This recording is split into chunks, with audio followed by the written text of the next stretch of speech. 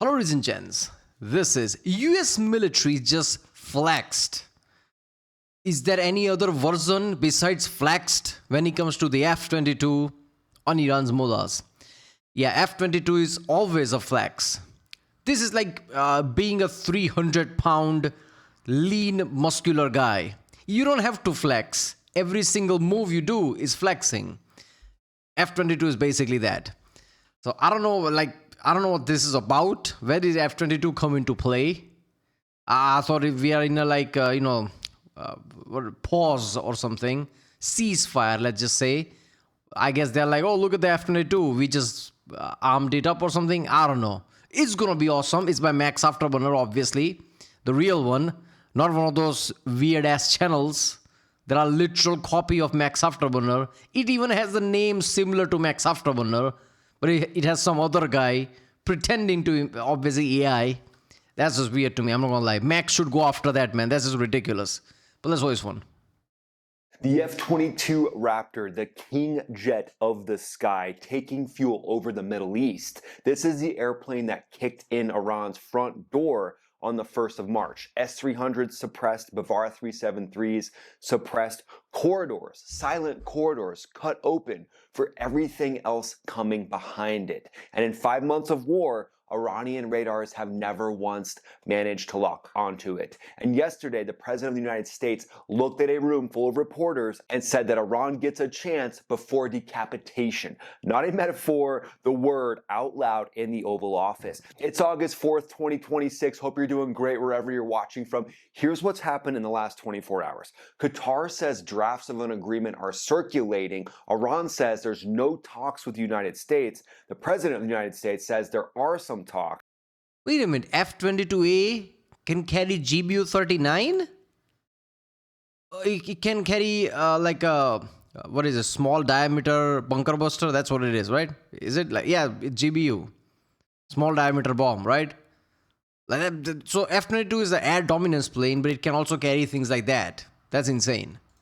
And we have a breaking quote from President Trump on Truth Social. Iranian leadership is unbelievably duplicitous. They ask for a meeting, some would say beg, talks begin with more scheduled in the immediate future, and they say openly and proudly that there's not any discussions, that nothing is being talked about, and that they're only dealing with Oman. Then they go on to give their usual blather in saying the Strait of Hormuz will be operated powerfully by them when it is already completely controlled by the United States Navy and our blockade, or as some would say, the United States wall of steel. Nothing gets through to Iran unless we want it to, and nothing gets through unless a deal or total surrender is accomplished. Whether Iran wants to admit it or not, we are, in fact, talking of a solution to a problem that they have caused for decades. It is very simple. Iran will never have a nuclear weapon. Thank you for your attention to this matter. All right. I don't want people to comment down delusional this, delusional that. I'm not delusional. I'm not left wing. I'm not right wing. I'm none of those wings. I'm going to dissect this. First of all, what USA should do is record things from now on. Okay, Iran, you want to talk? Yeah, this is going to be like recorded, audio recorded, even video recorded. So there is no denying.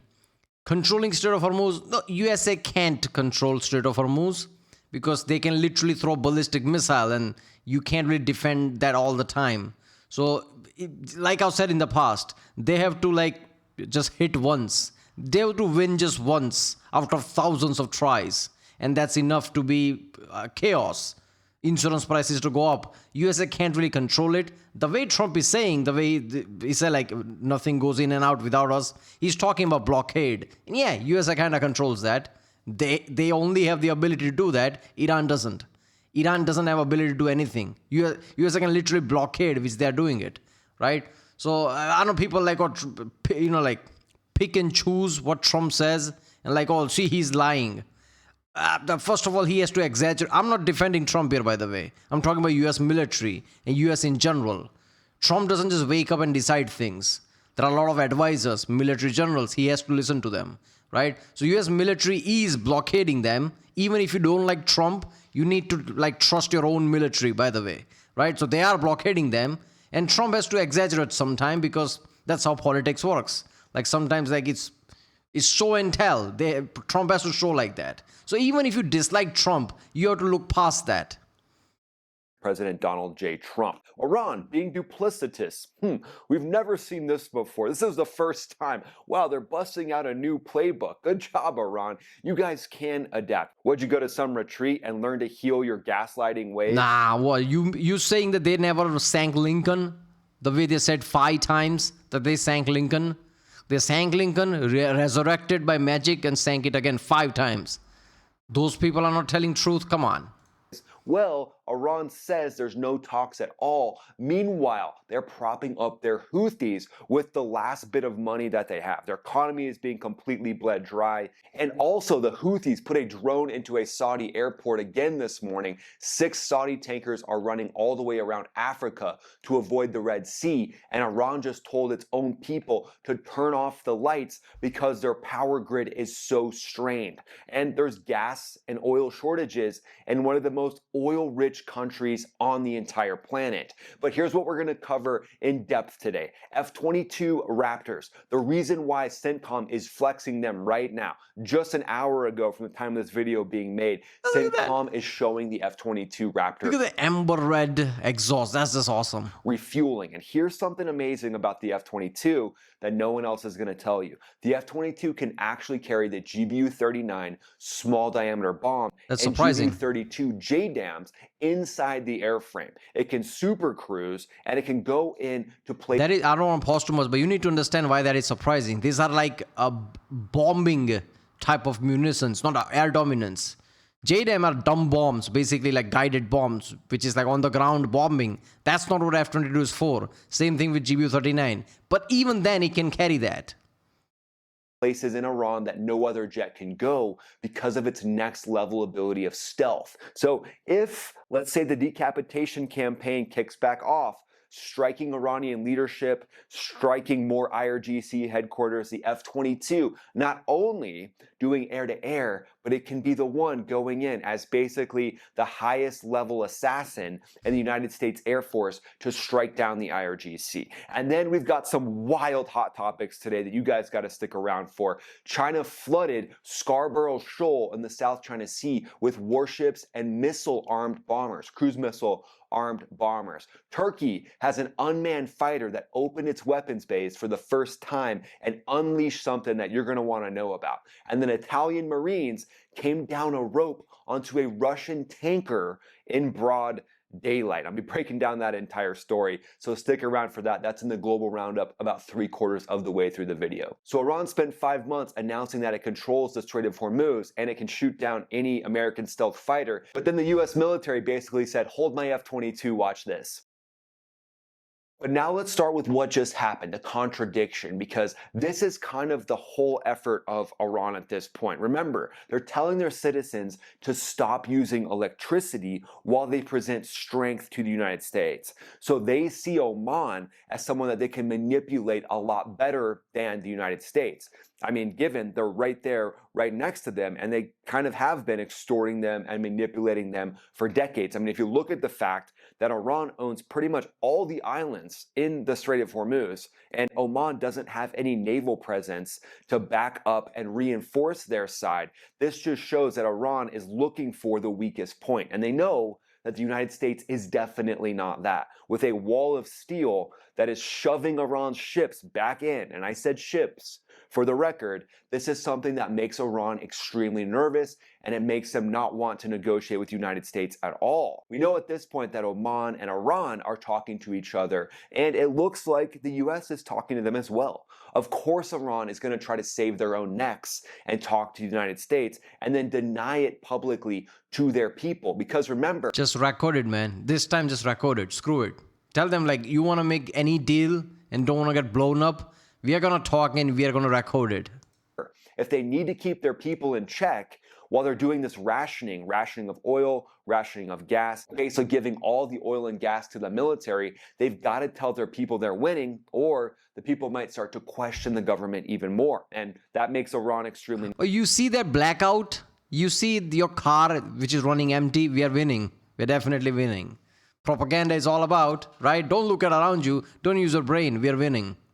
Nervous. Remember, that's their number one goal. Put their people in check, gaslight their people, and then ultimately murder them if they have to. At the end of the day, Iran now is looking at what's happening to them, their ability to not pay their fighters anymore, and they're getting extremely nervous at this point, knowing that they could have a decapitation strike coming any second. And what that would come from would likely be an F-22 Raptor, along with F-15Es, F-18s, other jets. But that F-22, that's the hero jet of today. We just saw it on CENTCOM's X page.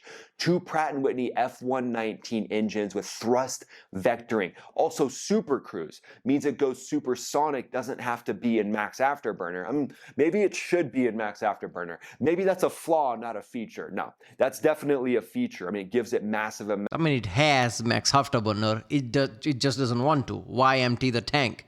Otherwise, it would be max afterburner, 2.6 Mach or more, 2.8.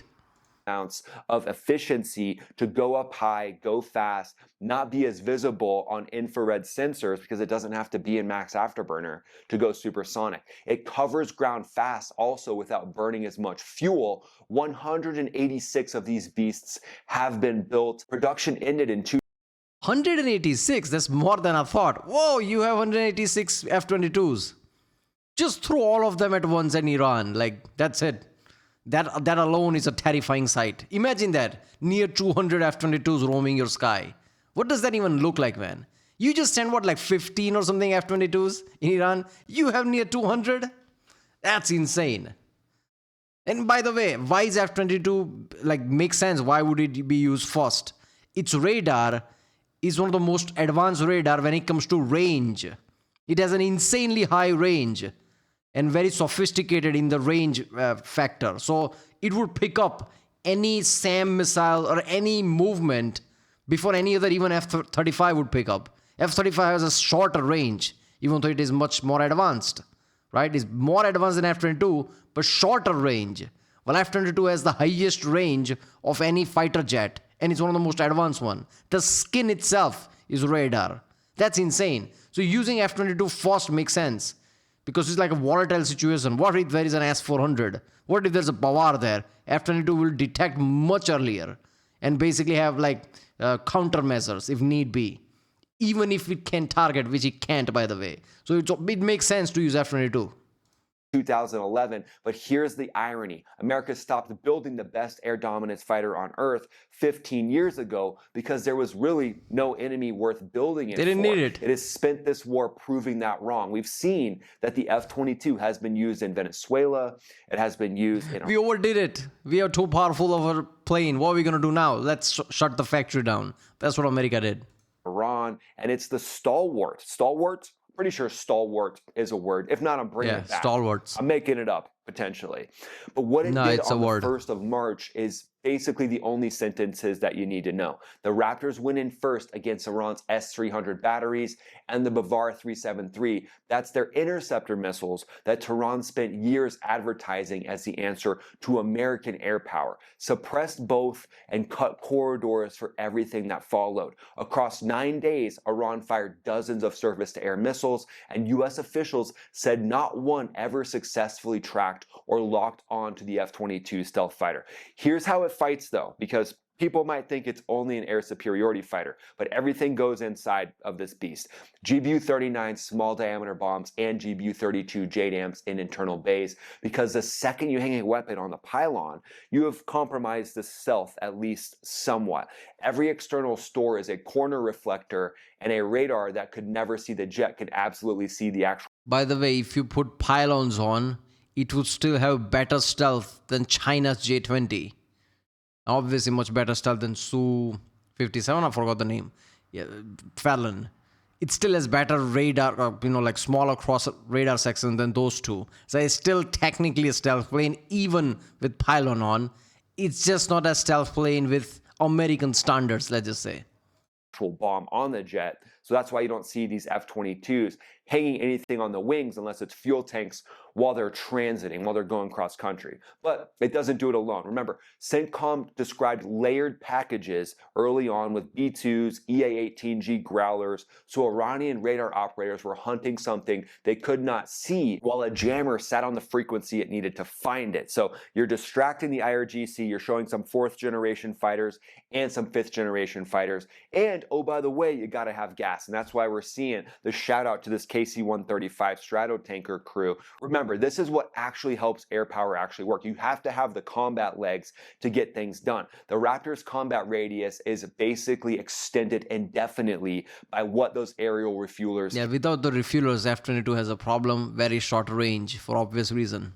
can do. And what you do as a fighter pilot is you get to the battle just before crossing into hostile territory, take a quick squirt of gas, top off, and then roll in, execute your combat mission, and then come back and get your squirt of gas after. And aerial refueling, something I noticed, some people might think it's just kind of automatic and easy. It's honestly can be some of the most challenging parts of your entire flight because you could be in a thunderstorm, could be bumpy. You might need to get back into the fight as soon as possible, so there's a lot of pressure. So they're doing NASA level docking, not in space, but in air, which is volatile. You never know when air changes. Have to pinpoint it, have to refuel it, make sure that nothing goes bad and it doesn't blow everything up by a spark or something.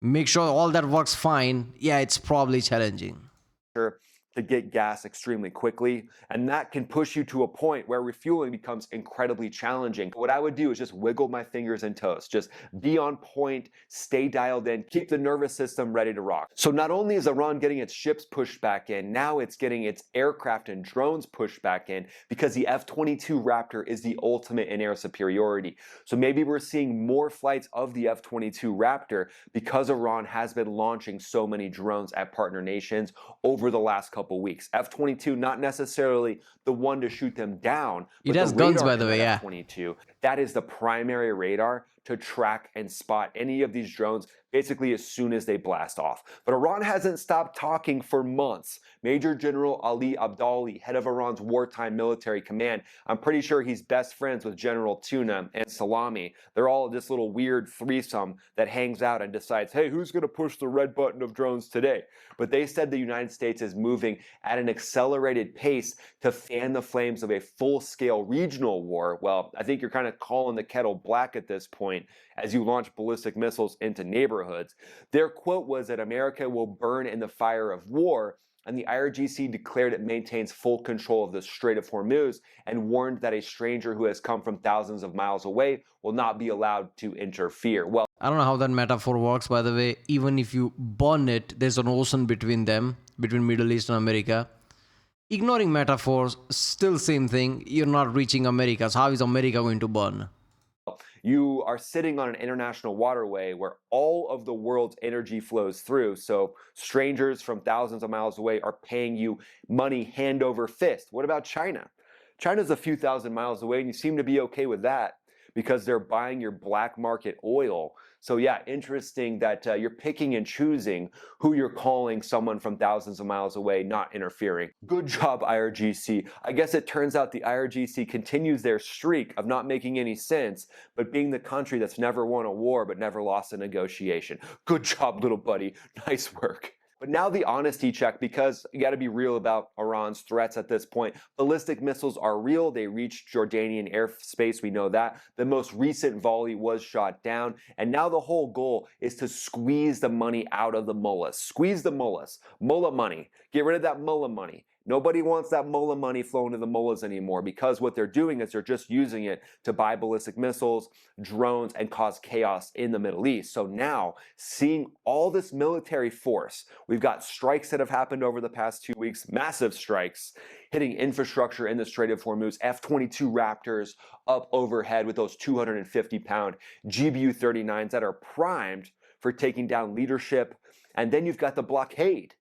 The blockade's just sitting there, that wall of steel, making sure that Iran doesn't have the ability to get money from their shadow fleet, from their illicit shadow sale of oil. And then you team that up with the different sanctions that are actually real, legitimate sanctions, with 1,000+ mullahs being said to be personally sanctioned.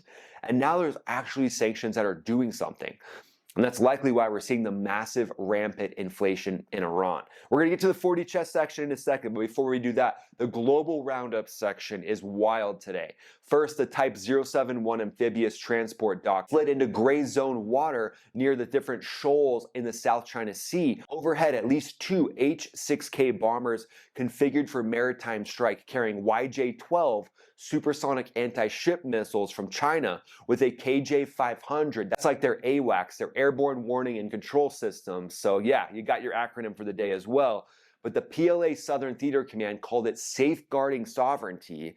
Everybody reading that radar picture called it what it was. 120 nautical miles off the Philippines, China just rehearsed the opening moves of a blockade with real steel and real missiles. And Philippine warships couldn't necessarily answer at this point. So would more American metal be needed in that theater pretty soon? Probably will cover that on a full video. I've said this, man. China might use this opportunity because USA is using munition in Iran war. And this might be just enough time for China to do bold things, thinking maybe US won't answer because US might not be ready enough. And if US is not ready, US is not going to jump in and create a mess. So maybe US won't do anything, something like that, right? So this is like a very hot time. If China is going to do something, it might be now.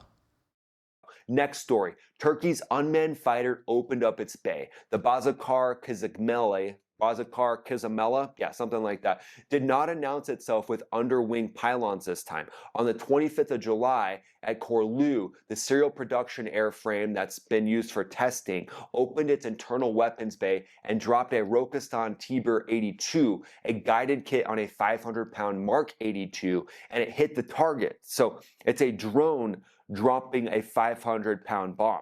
3 days later, it did it again with the Asalin Tulin P Penetrator. How is Turkey doing that? Glide bomb. First time an air-to-ground oriented unmanned fighter has released ordnance from inside its own fuselage to try to maintain more of a stealth capability there. And then the third story, the one that you've probably been waiting for because it's pretty wild. The tanker Toy Payo was running under a Cameroon flag and it switched to only the week before. Oh, weird. Yeah, we just happened to switch countries. Yeah, we just moved. No big deal. But this was another piece of Russia's sanction-busting oil network boarded in broad daylight by Italians. So just pretty wild to think about. But that brings us to the 40 chess strategic analysis section, my friends. So here's the connection we've kind of hinted at, but nobody else is really making the connection. So Iran wants to make a deal with Oman only, right? They want to leave the United States out of it. However, basically the biggest wall of steel on the entire planet is sitting in their backyard in the Strait of Hormuz, allowing millions of barrels of oil to flow through the strait. It's been recorded, millions of barrels, over 1,000 ships have been allowed to transit through the strait since the conflict. So the US Navy is absolutely putting the mullahs in check, and they hate it. They hate the fact that the US Navy is right there, making them have to make a deal with Oman. They don't want to do that either. But they certainly don't want their people to think they're talking with the United States. Because remember, if they're able to control their people, make the people think that the United States are the evil ones, then that gives them more leverage to control a population that's getting more and more restless as they're telling them to limit their electricity use, oil and gas shortages. Do you guys kind of see what could be being set up here soon? Let me know what you think's being set up here soon in the comments below. We'd love to hear your thoughts. Oh, one thing is very weird. Why have an ego? This about maturity. Let's everybody be mature here. You have to deal with USA. You can't just say like, oh, I'm not even gonna acknowledge USA. I'm only gonna deal with Oman. Like, first of all, even if you make a deal with Oman, USA can just say, you didn't make a deal with me, screw you when the time comes. What if that happens? Isn't it in your best interest to directly deal with USA? I don't get this. I understand they're trying to save face with the people, but you can say anything if you really wanted to and save face that way. At this point, like when they see blackouts and when they see things burning, do you think your word's gonna change anything? They can see things. They can feel things. Your word's not gonna do anything, man.